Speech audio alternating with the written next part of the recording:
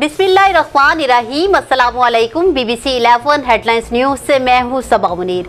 आपको अपडेट करें हरिपुर से, जहां हमारे ब्यूरो चीफ तनवीर तरोली के मुताबिक खानपुर रोड चुंगी नंबर 11 को जलीलुल कदर सहाबी रसूल सैयदना खालिद बिन वलीद रजी अल्लाह ताला अन्हो के नाम से मंसूब कर दिया गया और उनके नाम से मुज़य्यन बोर्ड भी नस्ब किया गया, जिसमें इलाका भर से उलमाए कराम, मजहबी और सियासी शख्सियात ने शिरकत की। जबकि इस मौका पर जनरल सेक्रेटरी अहले सुन्नत तहसील हरिपुर मौलाना खुरम इकबाल फारूकी ने हज़रत खालिद बिन वलीद के फ़ज़ाइल व मनाक़िब पर मुख्तसर रोशनी डाली।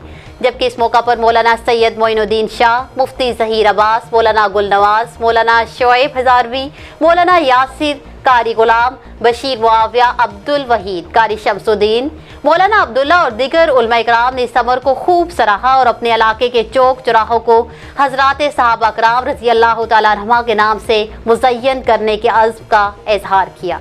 न्यूज़ स्टूडियो से फिल वक्त इतना ही। मज़ीद तफ़सीलात और अपडेट्स के लिए देखते रहिए BBC 11 हेडलाइंस न्यूज़।